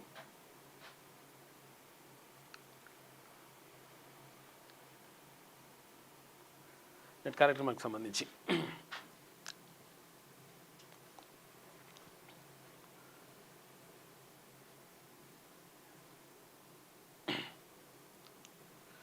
రైట్. ఆర్డినెన్స్ ఆటలు. ఇక బీసీ రిజర్వేషన్లపై కాంగ్రెస్ మోసం, రేవంత్ చిత్తశుద్ధిపై మల్లన్న ప్రశ్నలు. అమలు చేస్తే ఎమ్మెల్సీగా రాజీనామాకు సిద్ధం, లేకుంటే రేవంత్ రిజైన్ చేస్తారా అని సవాల్. మల్లన్న సవాల్ను రేవంత్ రెడ్డి స్వీకరిస్తారా అని చెప్పేసి ఒక వార్త కనిపిస్తూ ఉంది. కాంగ్రెస్, బీఆర్ఎస్, బీజేపీ పార్టీల స్థానిక ఎన్నికల రాజకీయ నాటకంలో బీసీ రిజర్వేషన్ చిక్కుకుంది. అయితే బీసీలను చీల్చి ఎన్నికల్లో ఓటు బ్యాంకుగా వాడుకుంటూ ఆధిపత్య కులాల సేవలో తరించిపోతున్న ఈ పార్టీలకు చెక్ పెట్టడానికి బీసీలు మేల్కోవాల్సిన సమయం వచ్చేసింది. తెలంగాణలో బీసీ రిజర్వేషన్ అంశం రాజకీయ రంగస్థలంగా మారింది.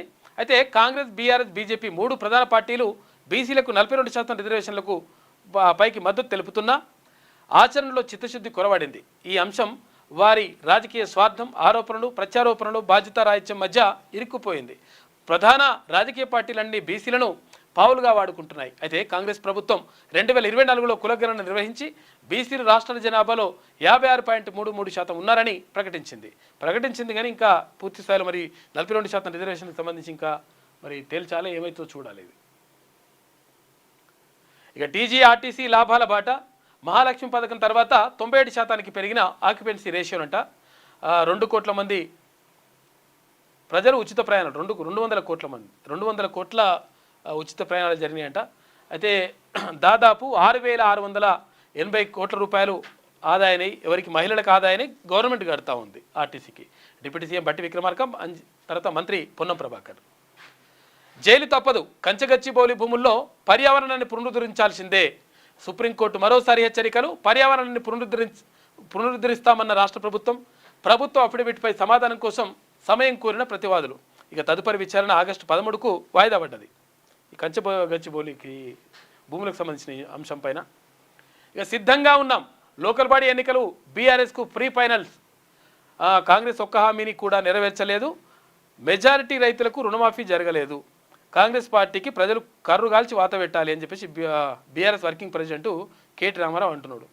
ఎవరికి వాత పెడతారో తెలుస్తారు పబ్లికే. కేంద్రం బిల్లు ఆమోదిస్తే సెప్టెంబర్ లోపు స్థానిక ఎన్నికలు జరుపుతారట.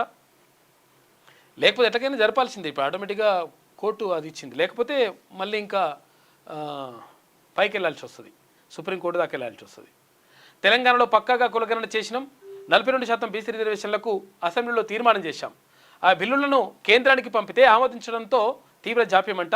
ఇక ఢిల్లీలో CM Revanth Reddy press meet, ఉపరాష్ట్రపతిగా దత్తాత్రేయను ప్రతిపాదించిన సీఎం రేవంత్ రెడ్డి. మీద కేంద్రం ఆమోదిస్తే అవుతుందని చెప్పేసి అంటున్నారు. మరి కేంద్రం ఆమోదించాలంటే మరి ఏం చేయాలి? మరి కథ ఎంతవరకు వస్తుందో చూడాలి. నెల రోజుల్లో కొత్త ఉపరాష్ట్రపతి ఎన్నిక ప్రక్రియ ప్రారంభమైందట. ఎన్నికల సంఘం కీలక ప్రకటన చేసింది. ఎలక్టోరల్ కాలేజ్ ఎంపీలను సంప్రదిస్తున్నట్లు వెల్లడి. ఇక రిటర్నింగ్ ఆఫీసర్ల పేర్లను ఖరారు చేసేందుకు చర్యలు చేపడుతున్నట. త్వరలోనే షెడ్యూల్ ప్రకటిస్తామని చెప్పేసి ఈసీ చెప్తా ఉంది. ఎందుకంటే 2 నెలల లోపల మళ్ళా ఉపరాష్ట్రపతిని నియమించాల్సిన అవసరం ఉంటుంది. దానికని చెప్పేసి రెడీ చేస్తున్నట. మొత్తం దంచి కొడుతున్న వానలు, పొంగి పొర్లుతున్న వాగులు వంకులు అని చెప్పేసి ఇక్కడ కనిపిస్తూ ఉంది.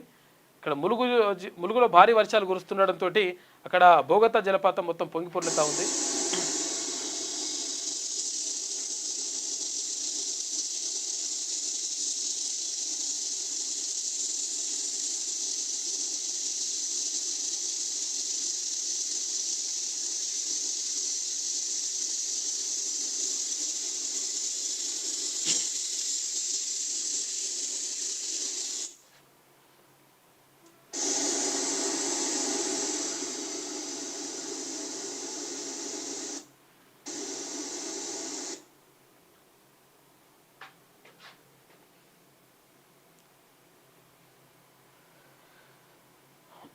శనార్థిలో మొత్తం మునిగిపోయినట్టు, మొత్తం కాలనీలే ఫుల్ అయిపోయిన వాటర్. దంచి కొడుతున్న వానలకు సంబంధించి ఇక దేవరకొండలో ఛత్రపతి సినిమా సూత్రధారులు ఎవరు? అగో గంటా సోమన్న ప్రత్యేక వ్యాసం రాసిండు. ఇక పుట్టగొడుగుల అక్రమ బెల్ట్ షాపులు నడుస్తూ ఉన్నాయంట. మరి క్లోజ్ చేస్తా అన్నారు. మరి ఏమైందో తెలియదు. ఇక పూర్తి స్థాయిలో విద్యుత్ వినియోగదారుల పరిష్కార వేదికను సద్వినియోగం చేసుకోవాలని చెప్పేసి ఎలక్ట్రికల్ డిఈ శ్రీనివాసాచారి అంటున్నారు. ఇది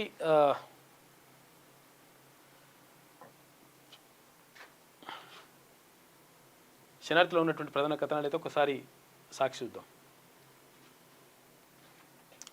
చరిత్ర సృష్టించిన దివ్య ఇక ప్రపంచ కప్ చెస్ టోర్నీలో ఫైనల్ చేరిన తొలి భారత క్రీడాకారిణిగా ఘనత సాధించిందంట. కంగ్రాట్స్. ఇక ట్రేడ్ డీల్స్ లాభాలు, బ్లూ చిప్ షేర్లతో కొనుగోళ్ళంట. సెన్సెక్స్ 540 పాయింట్లు ప్లస్ అయినాయి. నా అక్క చెల్లెళ్ళు అన్న తమ్ముల కళల్లో వెలుగు చూసినప్పుడే నా నిజమైన పుట్టినరోజు చెప్పేసి డాక్టర్ రాజశేఖర్ గారి కొటేషన్ చూసుకోవచ్చు. ఇక సింధూర్పై 28న ప్రత్యేక చర్చ. ఆపరేషన్ సింధూర్పై పార్లమెంట్లో ఈ నెల 28న లోక్సభలో, తర్వాత 29న రాజ్యసభలో చర్చ జరిగే అవకాశం ఉందట. ఎందుకంటే ప్రధానమంత్రి విదేశీ పర్యటన పూర్తయిన తర్వాత ఇక్కడికి వచ్చినాక చర్చ జరుగుతుంది. ఇక చెప్పకుండా వచ్చి లేఖ ఇచ్చేసి తన రాజీనామా లేఖను తానే స్వయంగా వెళ్ళి రాష్ట్రపతి ద్రౌపది ముర్ముకు ధన్కడ్ అందజేసిన విషయం ఆలస్యంగా వెలుగులోకి వచ్చిందట. ఆయనే ఇచ్చొచ్చిండట. ఇక గాజాలో అన్నమో రామచంద్ర కల్లోలిత గాజాలో ఆకలి కేకలతో జనం పిట్టల్లా రాలిపోతున్నారు. 24 గంటల వ్యవధిలోనే కనీసం 15 మంది చనిపోయారట. పాపం, దారుణం పాపం, అన్నం లేక. పట్టువీడని ప్రతిపక్షాలు పార్లమెంట్ ఉభయ సభల్లో వరుసగా 3వ రోజు విపక్షాల ఆందోళనలు, నిరసనలు, నినాదాలు కొనసాగినాయి. నిన్న కేంద్రం మెడలు వంచుతామని చెప్పేసి ఇక్కడ ముఖ్యమంత్రి రేవంత్ రెడ్డి గారు అంటున్నారు. కేంద్రం మెడలు వంచి బీసీ రిజర్వేషన్లపై తీసుకొస్తామని చెప్పేసి అంటున్నాడు. నిజంగా చేస్తే మంచిగా ఉంటుంది. మరి ఇక కాంగ్రెస్ అగ్రనేతలతో పాటు ఇండియా కూటమి నేతల మద్దతు కూడగడతాం. 42% రిజర్వేషన్లపై అన్ని పక్షాల సహకారంతో ఒత్తిడి పెంచుతాం. లొంగకపోతే ప్రధాని మోడీని దింపి మా నేతను కూర్చోబెట్టి సాధించుకుంటామని చెప్పేసి ముఖ్యమంత్రి అంటున్నారు. ఇక మంచి కాలేజీలకే మొగ్గు అంట. కొన్ని కాలేజీలో కంప్యూటర్ సైన్స్ బ్రాంచీలో సీటు వచ్చిన ఇంజనీరింగ్ విద్యార్థులు ససేమిరా అంటున్నారట. సిఎస్ఈ కూడా వద్దంటున్నారట కొన్ని కాలేజీలలో. ఆ 5 గ్రామాల్లో సర్వే మ్యాప్ భూధర్ అమలు అంట. పైలట్ పద్ధతిలో భూములు రీసర్వే నిర్వహించిన రాష్ట్రంలోని 5 గ్రామాల్లో త్వరలోనే సర్వే మ్యాప్ నిబంధనలతో పాటు భూధార్ కార్డులు జారీ చేస్తామని చెప్పేసి అక్కడ మంత్రి పొంగులేటి చెప్తున్నారు. రాత్రికి రాత్రే అడవులపై బుల్డోజర్లు ఎందుకు, అంత అత్యావశ్యకత ఏమొచ్చిందంటూ రాష్ట్ర ప్రభుత్వంపై సుప్రీంకోర్టు ఆగ్రహం వ్యక్తం చేసింది. వారాంతంలో అటవీ భూమిని ధ్వంసం చేయాల్సిన అవసరం ఏంటి? ఇక అటవీ భూముల్ని కాపాడాల్సిన బాధ్యత ప్రభుత్వానిదే. అడవులను సంరక్షించాలా లేదా మీ అధికారులను జైలుకు పంపాలా అనేది మీరే నిర్ణయించుకోండి. కంచగచ్చిబౌలి కేసులో సిజేఐ జస్టిస్ బిఆర్ గవాయ్ వ్యాఖ్యలు చేసిండు. ప్రస్తుతం పనులు నిలిపివేసినట్లు తెలిపిన ప్రభుత్వ న్యాయవాది సింఘ్వి అంటూ ఒక వార్త కనిపిస్తూ ఉంది. మరి ఏం చేస్తారో చూడాలి. ఇక 1.8 భూగోళాలు కావాలంట. కెనడాలోని యోర్క్ యూనివర్సిటీ అంచనాల ప్రకారం ఈ ఏడాది డిసెంబర్ ఆఖరు నాటికి మానవాళి పర్యావరణ అప్పు 80% చేరుకుంటుందంట. అంటే 1.8 భూగోళాలు పునరుత్పత్తి చేసి సమకూర్చాల్సినంత ఎక్కువగా ప్రకృతి వనరులను మనం వాడేస్తున్నామంట. ఆస్కార్ దారిలో తెలుగమ్మాయి అంట. 100కు పైగా దేశాలు, 3127 షార్ట్ ఫిల్మ్లు, 30 రోజుల పాటు వడపోతలు, చివరికి మిగిలింది 60 షార్ట్ ఫిల్మ్లు. అందులో ఒకటి ఏపీలోని ఎన్ఐడి సంస్థకు చెందిన లావణ్య లోదది కావడం విశేషం అని చెప్పేసి ఒక వార్త కనిపిస్తూ ఉంది. ఆస్కార్కు మరి ప్రయత్నం చేస్తుందంట. ఉంటే మంచిగా ఉంటుంది. ఈ కేసీకి 18.51 టీఎంసీలు చాలు, మిగిలిన 26.59 టీఎంసీలను మాకు కేటాయించండి. కృష్ణా ట్రిబ్యునల్ 2 ఎదుట తెలంగాణ వాదనలు వినిపించిందట. రాష్ట్రమంతా కుండపోత, హైదరాబాద్ సహా పలు జిల్లాలు అతలకుతలమవుతూ ఉన్నాయి. కరీంనగర్ జలమయమైపోయింది. భద్రాచలం వద్ద ఉధృతంగా ప్రవహిస్తున్న గోదావరి, నీట మునిగిన పర్ణశాలలోని సీతమ్మ నారచీరల ప్రాంతం సీతమ్మ విగ్రహం అంట. ఇక ఉమ్మడి వరంగల్ జిల్లా ఏజెన్సీలో ఉప్పొంగిన వాగులు వంకలు ఇందాక చూసిన గమనం. భోగత్త జలపాతం, అక్కడ పిడుగుపాటుకు యువకుడు మృతి. ఈతకు వెళ్ళిన బాలుడు చేపల వేటకు వెళ్ళిన వ్యక్తి గల్లంత అయిపోయారట. ఉత్తర తెలంగాణకు భారీ వర్ష సూచన, 6 జిల్లాలకు రెడ్ అలర్ట్ కూడా జారీ చేసింది. జాగ్రత్తగా ఉండండి. పోలవరం వద్ద 651 టీఎంసీలు మిగులు అని చెప్పేసి ఒక వార్త కనిపిస్తాం. తెరపైకి ఏపీ సరికొత్త వాదన. కేవలం 200 టీఎంసీలు తరలింపులకి గోదావరి బనకచెర్ల అనుసంధానం అని చెప్పేసి అంటున్నారు. ఇక 4 ఏళ్ల స్థానికత నిబంధన పక్కకు, అసెంబ్లీకి ఫ్రీ ఫైనల్ అని చెప్పేసి ఒక వార్త. ఆర్డినెన్స్ చుట్టే అంతా స్థానిక రిజర్వేషన్ల పెంపుపై తొలగని సందిగ్ధత అని చెప్పేసి ఒక వార్త కనిపిస్తూ ఉంది. ఇక నమస్తే తెలంగాణ చూస్తే ట్యాపింగ్ తప్పు కాదు అని చెప్పేసి రేవంత్ అన్నట్టుగా ఒక వార్త కనిపిస్తూ ఉంది. రేవంత్ రెడ్డికి సంబంధించి ఇది ఇష్టం వచ్చినట్టుగా రాసుకుంటూ పోతుంది ఈమె. ఇక చట్టబద్ధమే, అన్ని ప్రభుత్వాలు చేసేదే, ప్రైవేట్ ట్యాపింగ్ అని చెప్పేసి దొంగల చెవుల దందా అని చెప్పేసి ఇట్లా రేవంత్ రెడ్డి సర్కార్ నిర్వాహకం ఇది. కీలక నేతలు ప్రజాప్రతినిధులపై నిఘా అని చెప్పేసి అంటున్నారు. వీళ్ళు చేసిన పని, గతంలో వీళ్ళు చేసిన పని ఇప్పుడు ముఖ్యమంత్రి మీద పెట్టేటువంటి ప్రయత్నం చేస్తారన్నమాట. ఇట్లా చేస్తారు లెక్క. తాను చేస్తే ఒప్పు, ఇతరులు చేస్తే తప్ప అని చెప్పేసి. ఎవరు చేసిరు? ఫస్ట్ ఎవరు చేసిరు? మీరే కదా చేసింది. అంత తేలిందంత కథ అంతా. ఫోన్ ట్యాపింగ్పై బీఆర్ఎస్ బద్నాం చేసిన రేవంత్ రెడ్డి ఇప్పుడు ఫోన్ ట్యాపింగ్ తప్పు కాదంటూ సమర్థన. ఇది ఇల్లీగల్ కానప్పుడు కేసులు ఎందుకు, దర్యాప్తులు ఎందుకు, అధికారులకు వారి కుటుంబాలకు క్షమాపణ చెప్తారా అని చెప్పేసి ఇటువంటి లంగా కథలు మానుకోరి. ఫోన్ ట్యాపింగ్ చేసిందని సమర్థించుకుంటేందుకు ఇటువంటి వార్తలు రాస్తుంది. మళ్ళీ సీఎం వ్యాఖ్యలపై వెలువెత్తుతున్న విమర్శలను రాసుకొస్తుంది. ఇంకా సిగ్గు లేకుండా. నిరుపేదలకు దక్కని ఇందిరమ్మ ఇండ్లు, ఇందుకు ప్రభుత్వ నిబంధనలే ప్రధాన అడ్డంకి అంట. ఇంటి మొత్తాన్ని 7.50 లక్షలకు పెంచాలి. ఎల్బీ నగర్లో పోటీ చేస్తే మంత్రి పదవి ఇస్తారంట. మరోసారి ఎమ్మెల్యే కోమటిరెడ్డి హాట్ కామెంట్స్ అని చెప్పేసి ఇక్కడ రాజగోపాల్ రెడ్డికి సంబంధించిన వార్త కనిపిస్తూ ఉంది. డయేరియాతో 2 మృతి. కామారెడ్డి జిల్లా దేమ గ్రామంలో ఘటన. 3 రోజులుగా వాంతులు విరేచనాలతో గ్రామస్తులకు అస్వస్థతనంట. డయేరియా మరణాలతో రాష్ట్రంలో కలకలం రేగుతూ ఉంది. పాపం దంచుకొట్టిన వాన, రాష్ట్ర వ్యాప్తంగా కుండపోత వర్షాలు. ములుగు జిల్లా వెంకటాపురంలో అత్యధికంగా 25.82 సెంటీమీటర్ల వర్షపాతం నమోదైంది. ఇక 3 రోజులు అతి భారీ వర్షాలకు అవకాశం ఉందంట. పలు జిల్లాలకు ఆరెంజ్, ఎల్లో అలర్ట్లు జారీ చేస్తున్నారు. ఇక అర్ధరాత్రి అడవుల ధ్వంసం అని చెప్పి సుప్రీంకోర్టు అన్నట్టుగా ఒక వార్త కనిపిస్తూ ఉంది. ఇక రేవంత్ అప్పులకే గ్రీన్ఫీల్డ్ హైవే పనులు అని చెప్పేసి ఒక వార్త. మోదీపై ధన్కడ్ అని చెప్పేసి అవిశ్వాస హెచ్చరికలకు రాజీనామాతో బదులిచ్చిన ధన్కడ్ అని చెప్పేసి ఈమె రాసుకొచ్చింది. అంతా ఈ ఉల్టా అట్లా రాసుకొస్తుంది అనమాట ఈమె. ఎందుకంటే 12 లక్షల కోట్ల రూపాయల రుణాలు టారిఫ్ అని చెప్పేసి అతడు తెలంగాణ అందుకే గురి అని చెప్పేసి హ్యాపీ బర్త్డే కేటీఆర్. బర్త్డే జరుపుకున్నావు కానీ ఇట్లా ఉల్టా రాతలు రాసుకొచ్చుడు మాత్రం కరెక్ట్గా అని చెప్పేసి అంటున్నారు.